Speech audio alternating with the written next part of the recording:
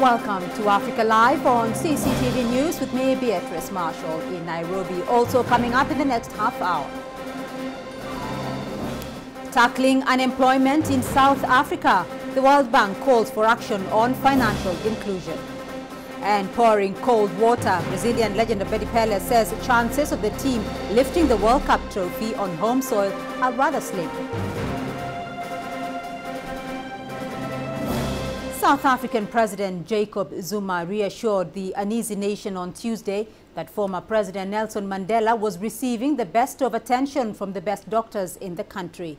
He, however, insisted that the 94-year-old is still in a serious condition. Jen Keo tells us more. We are all feeling it that our president... In a televised statement, President Jacob Zuma said he met the team of doctors treating Nelson Mandela for a recurring lung infection and was satisfied that the doctors were, quote, doing their best to make Mandela better. Whilst it's very serious, but he's stabilized. And we are all praying for him really to recuperate quickly. We need him to be with us. And I'm sure all the messages that have been pouring in to wish him quick, speedy recovery, they are highly welcomed. But that also indicates the love of our people to him. And we certainly join everyone to say he should recover quickly. And I'm sure, knowing him as I do, is a good fighter, he will be with us very soon. Mandela's relatives streamed to the Mediclinic Heart Hospital in Pretoria to be at his bedside as fears grew over his condition.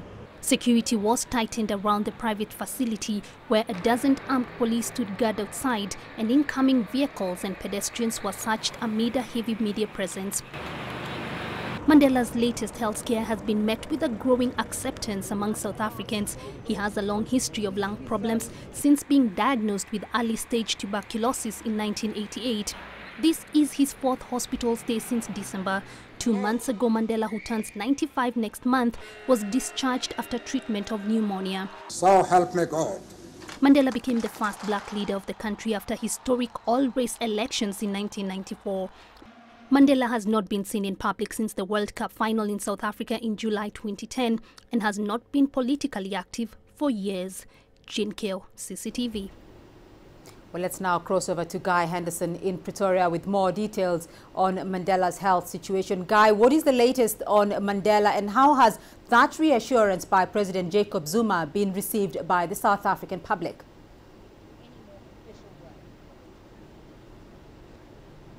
Well, perhaps unsurprisingly, the language that Mr. Zuma used in this brief interview didn't really say much more than was already out there. Perhaps it was more really of a reworking of those carefully crafted phrases that we've seen used by the presidency in its recent statements over recent days. He is serious, the president said, but again, he is stabilised. He also used the word fighter to describe Mr. Mandela, a word that has for so many years over the course of his life been used to describe him, given the number of battles that he has with so much dignity had to fight. Nothing really new there.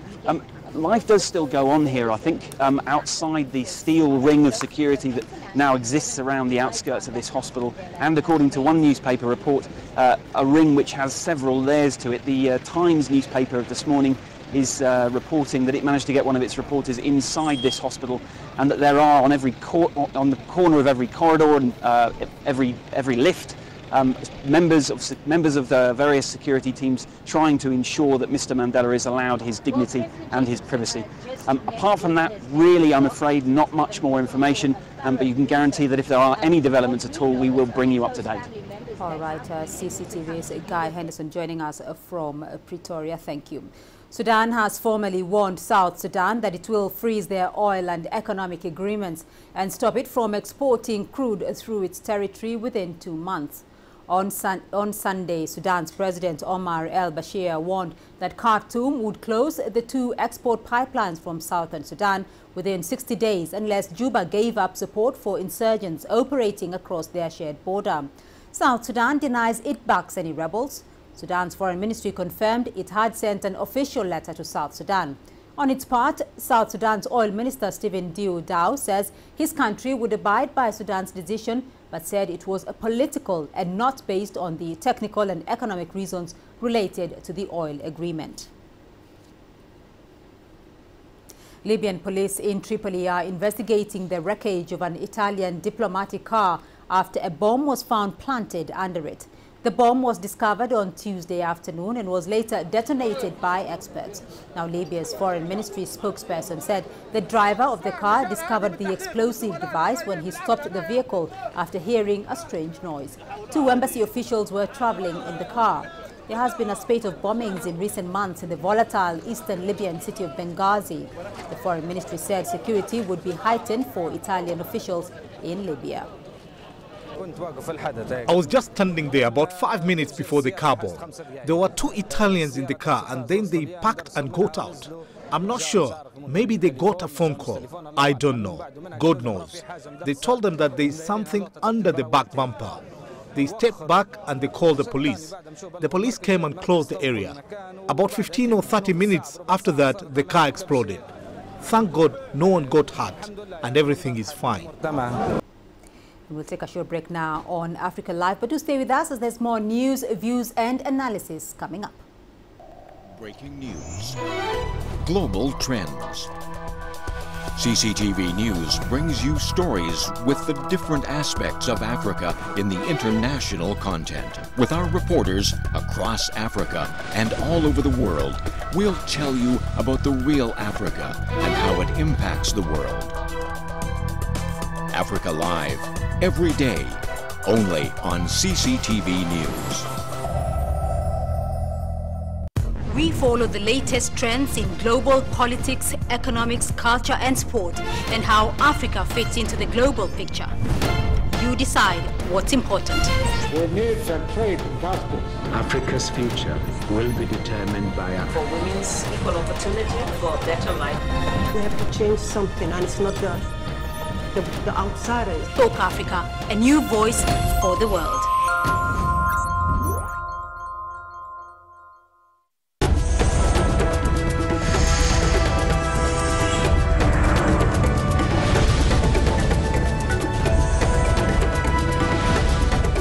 Let's return briefly to Libya, where the country's interim army chief of staff has reiterated the government's commitment to dealing with militias in the country.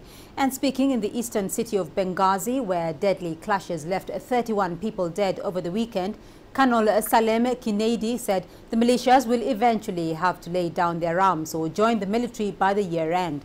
In the meantime, 3 days after the bloody clashes, the security situation in the surrounding area remains volatile. 3 days after bloody clashes erupted at the Libya Shield Brigade's camp, dozens of soldiers patrol the camp in case of an emergency. The 100,000 square meter camp is in a total mess. Building walls are adorned with bullet holes. Burnt cars lay everywhere, and every so often, bursts of smoke can be seen coming out of the building.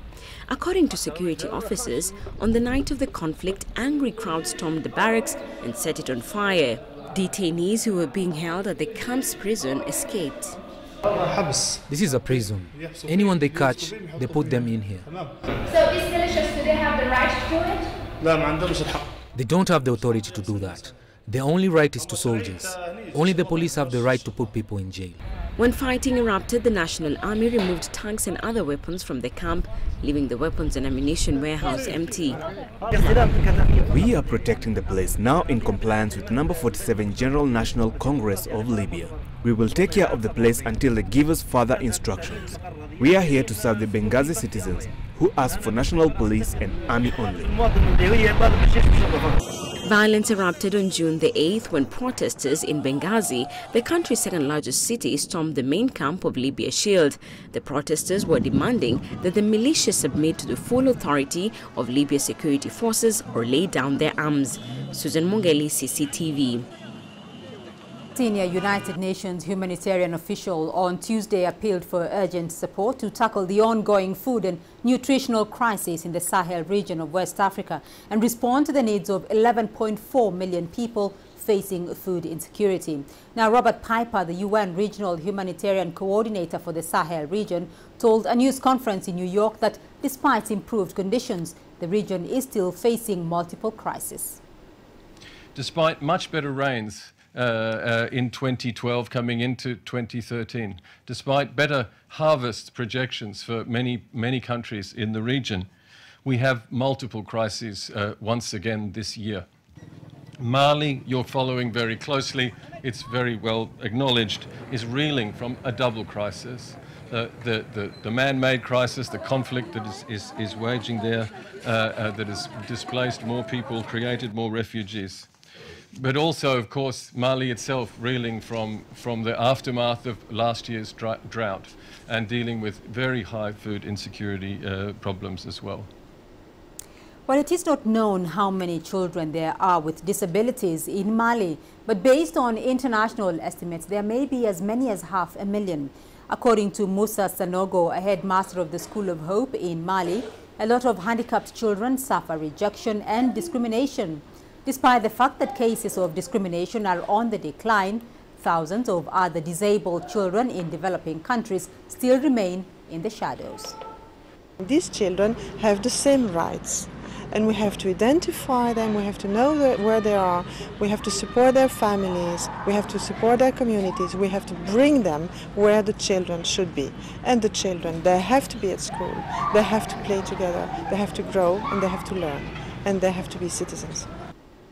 Several people have been wounded after clashes broke out at Egypt's Culture Ministry, where artists were holding demonstrations.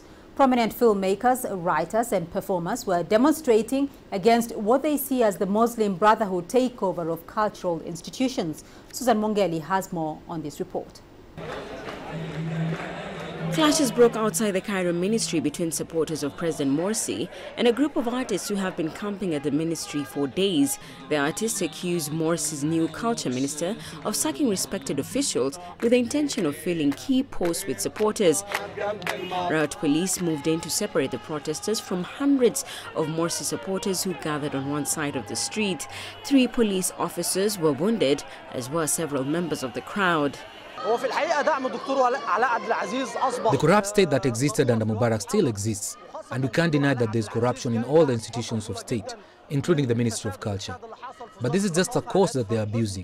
Why?